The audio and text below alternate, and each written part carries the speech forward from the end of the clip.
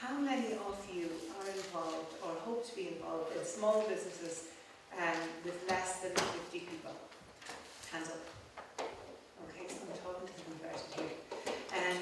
I also I've just been a lecturer for 20 years in GMIT and Mayo, but I have run my own businesses as well. So I've had a business in Valencia in Spain, and I've had a business in Ashburn in County Meath as well. So I'm a small business entrepreneur, if you like, and I'm here on loan, if you like. So I'm just looking forward to getting back out again into the world of business. So my big thing, my research, I'm going to talk to you today about my research. I've just completed a doctorate in education, and my big thing was looking at creativity and innovation and designing a culture for creativity and innovation. So before I begin, I really have to define what creativity is. And creativity for me is universally accessible. Before the 1950s, creativity was belonging to the realm of the great geniuses. But now the research has shown that the kind of creativity we're talking about is everyday creativity. The kind of creativity you need when you're designing. Everybody is capable of creativity. So that's the kind of creativity I'm talking about. So I define creativity as the generation of effective novelty, and innovation as the process of deliberate insertion of effective novelty into a functioning system. Now, when I interviewed my research participants, what they talked about in creativity, they said that creativity was about recycling the old and making sense of the new, seeing what others don't see, and something that is universally accessible. All of the participants that I interviewed believed that they were capable of being creative. So everybody is capable of being creative. And innovation is that process, and I actually concur with Derek on process. Creativity is hard work, and innovation is hard work, and design thinking is hard work. It's a process. So innovation is the process that follows the creative impetus, and the hard work that pushes creativity through. So what I want to talk to you today, I want to give you 8 points for your small business, so that you can create a culture of creativity in your business.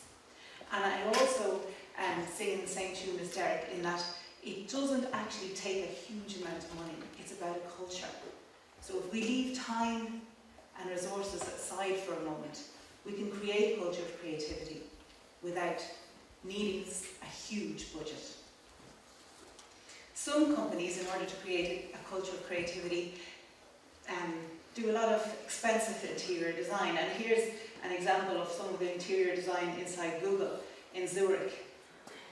So some people spent a lot of money on that, and they have a huge budget for creating an interior design to support creativity.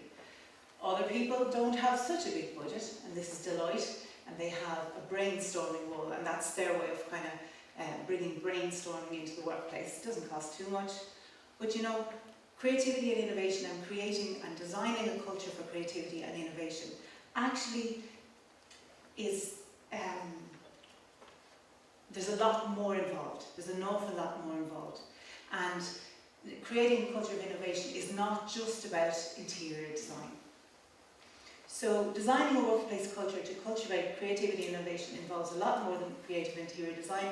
And I want to ask you, what encourages you to be creative in your work?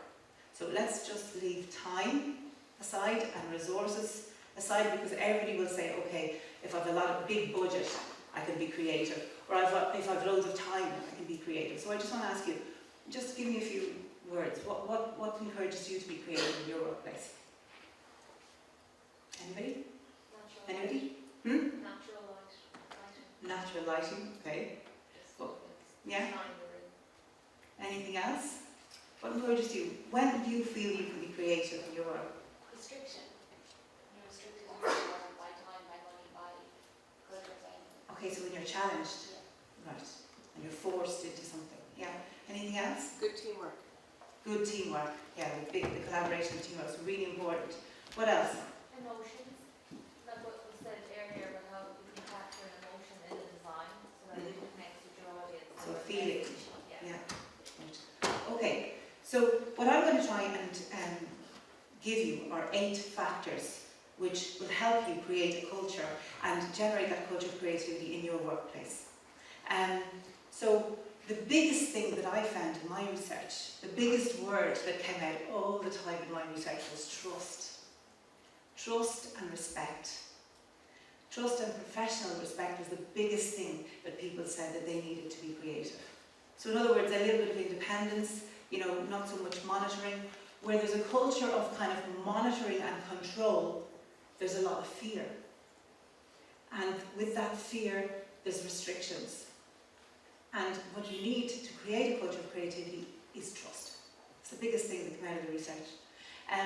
So I'm going to kind of distill some of my findings into 8 essential factors to design a culture for creativity and innovation. So the factors that I found emerged at 3 levels. At the individual level, at the level of the individual, and it's very important obviously to have a kind of certain traits and characteristics in the individual that will encourage creativity. But as I said to you before, everybody can be creative. Other things arose at the organisational level, and other factors arose beyond the organisation that have an effect on your culture of creativity. So the first factor to generate a culture of creativity is to choose your staff wisely. Obviously, you're going to be looking for people who have a certain kind of specialism, a certain kind of expertise, and a personal resilience and drive. People who are self-determined, who can take responsibility for their work and who deliver on that. So if you choose your staff wisely, and you need to have those kind of people who can both work on their own and are capable of working in a team. So that's the kind of person that came out as somebody that you should pick to join your creative team. So the next thing that I'm going to talk about is, the next factor is, I suppose, it's related to the structures and systems of your organisation. And you've got to think creativity first when you're putting in a system of control. Now, by system of control, what I mean is the schedules for your staffing, looking at the timekeeping for your staff, all those kind of things that people have in organisations to monitor staff and to make sure that they do their work. We need to think creativity first. So think that you need to think on the level of the vision and keep the focus on the vision and not on the fine detail. So when you're designing work control systems, develop an appropriate freedom, constraint balance. So what I mean is, if your deliverable is a sales target, focus just on the sales target.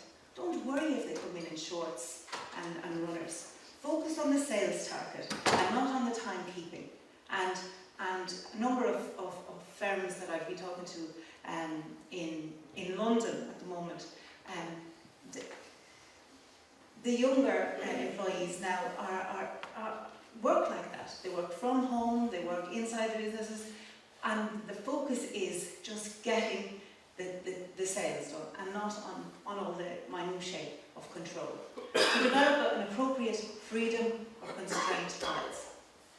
Organisational structure and systems support creativity by bringing order to creative workflow and inspiration for new ideas comes less from boundary-less freedom than from well-considered constraints. So consider the constraints and make sure that they support creativity.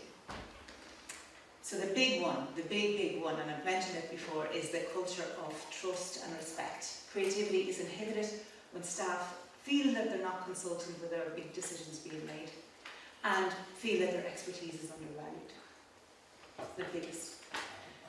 Foster and strongly support teamwork, and that means the management systems behind the team should have the expertise or the time to support the teams. Collective synergy is an important motivator. That is a huge motivator for people. Encourage cross-disciplinary fertilisation of ideas is number 3. So don't be afraid to cross disciplinary boundaries. So when you're selecting your team, select a diverse range of people with a lot of different skills. Okay, so that's number 3. Number 5. Number 6 is lead integrity and drive from the top. Be clear with teams where responsibilities lie. It's really important to have clarity. Leadership was the second biggest thing that people talked about. So trust and integrity and leadership were very important issues.